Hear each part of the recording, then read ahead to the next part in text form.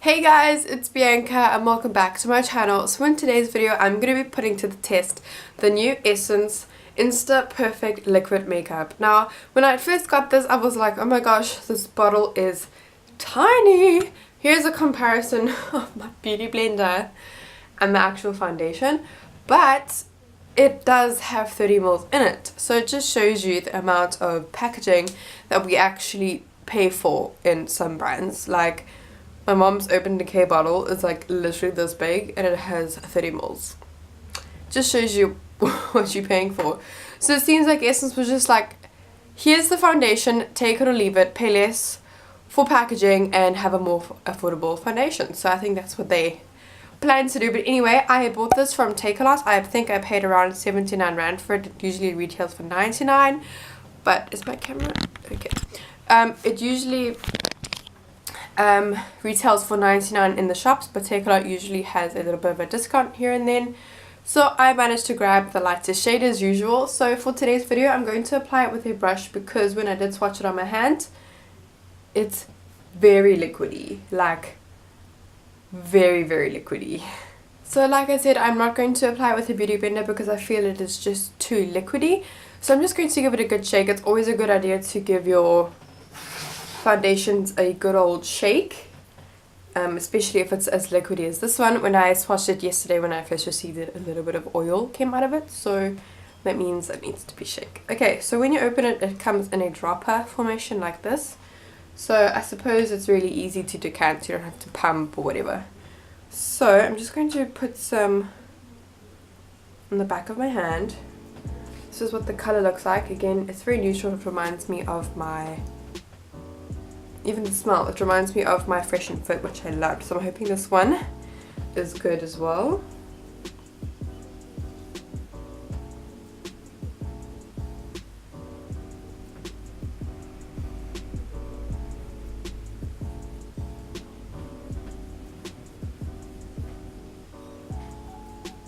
So apparently this foundation is supposed to be a strong matte effect, which is just up my alley. And apparently it oxidizes as well, which might work in my favor because it is looking a bit ghostly. More on me anyway. I'm just going to take a beauty blender and pat it in. Okay, so I'm not getting fabulous amounts of coverage, but it also says that it's buildable. So I'm just going to apply some to my forehead and then we can go in with a second layer.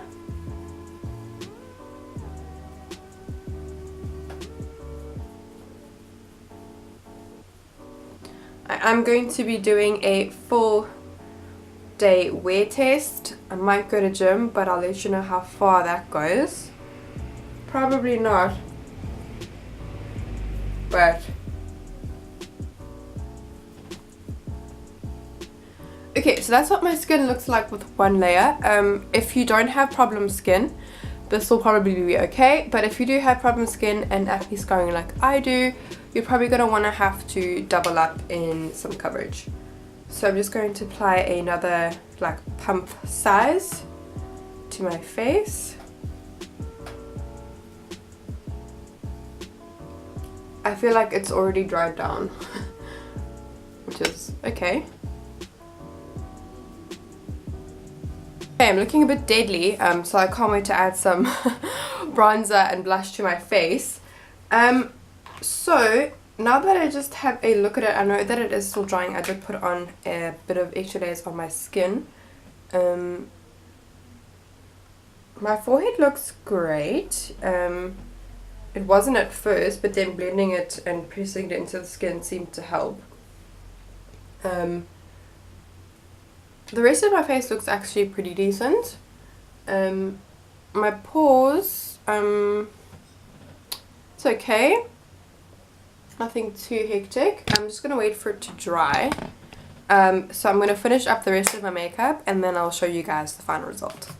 Okay, so I just applied the rest of my makeup and then I used the brightener powder that I got from Takealot as well, just to set my forehead and smile lines. I'll let you know how that is when I finish it. or finish the day of wearing it. And then I bought the All About Matte Fixing Combo Powder for underneath my eyes, which seemed to work really well to mattify it. So let's do a flash test for the eyes and the rest of the face.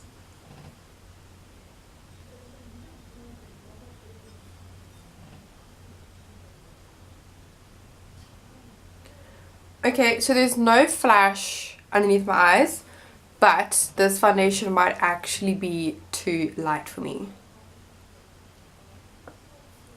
Can you believe it? I'm absolutely shook right now. That never happens to me, guys. I never ever have a foundation that's actually too light for me. It never happens. So what I'll probably have to do in the future is probably mix, which I don't mind doing. Or if I'm feeling really desperate, I'll just go ahead and try a darker shade, which is so strange because usually I'm at 10 in the Fresh and Fit and it's actually too dark for me.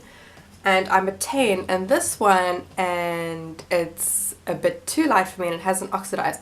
Maybe it will oxidize during the day, which I hope it does, so I don't have to yeah. So I'm going to go to work now, and the time is now 6 minutes past 9. Fuck, I'm late. I'm going to go to work now, and I'm going to do a full day of work, and then I'll probably do a check-in when I come home, and then I'll do a check-in later on throughout the night to see how it wears, and let's see how matte it stays. But yeah, I will then give you my full opinion and my full review when I come back. So I'll see you guys later. Hey guys, I'm back. I've had the foundation on now for 6 hours. It's 3 o'clock and I think I had to blot once in between the hours I had it on. But honestly, apart from it getting a tiny bit oily, I actually don't mind how it's looking on my skin. I mean, it was 100 rand. I'm not expecting like freaking Huda Beauty vibes, but honestly, it's looking a bit cakey on my nose area, like over here. My forehead looks fine. It did crease a bit in my frown lines. Not much in my laugh lines. It was starting to separate on my chin over here a bit, but everywhere else looks okay. I'm not mad.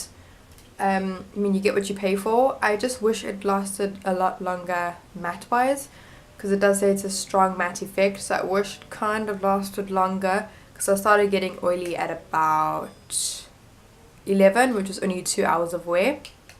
So I'll try and maybe see if it will stay longer with maybe a face powder or a mattifying setting spray. Same deal with how I worked around with my Makeup Revolution. So I think for cheap-ish products like this, you have to do a lot more. You have to do a lot more work in order to get the kind of finish and the longevity that you would like. But I mean, guys, it's Essence. Like, we've got to be real. We can't have high expectations for something that's quite low in price.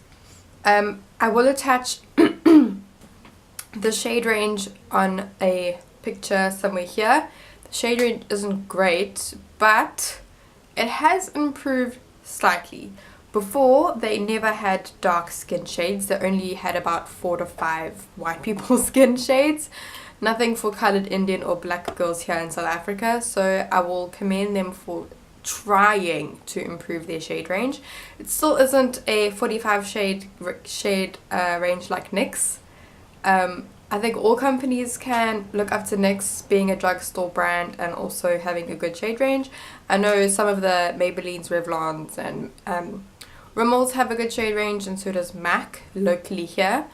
Other than that, Essence needs a step of the game, so does Catrice. Catrice and Essence are sister companies, so I think they should get on the bandwagon of the shade range. But at least they had brought out lightening and darkening drops, which is cool. That's nice to have. I think they had that in mind when they made it. They were like, well, we have a shitty shade range, so let's just give them darkening and lightening drops. But my overall thing right now is that I would definitely buy this again if I got the right shade. I'll still keep it and I'll still use it for when it's winter, but now that it's summer, my body is kind of a bit darker. Like I said, like I'm so tanned. But I think I'm going to go and purchase maybe number 20 or number 30 and see how that is, because it has not oxidized at all, which is a shocker because majority of my Essence foundations oxidize like a bitch. So I'm probably going to go to gym. Why the fuck you lying? Why you always lying? Oh my god, stop fucking lying. I say that very loosely. But I'll probably check in about 4 hours time at 7 o'clock, and then I will give you guys the final rundown of how it worked on my skin and all that, and I will see you guys a bit later. Okay, so it's just gone 6:30 and I can't have this foundation on any longer. I feel like the more you wear it, the more weird and ugly it feels on the skin. My skin is incredibly oily. I don't know what I did. Oh, I didn't go to the gym, by the way. Imagine if I did. But yeah, skin is incredibly shiny. It doesn't look as cakey everywhere, but it's just super oily. I can feel it on my skin. I hate it when I can feel the foundation on my skin.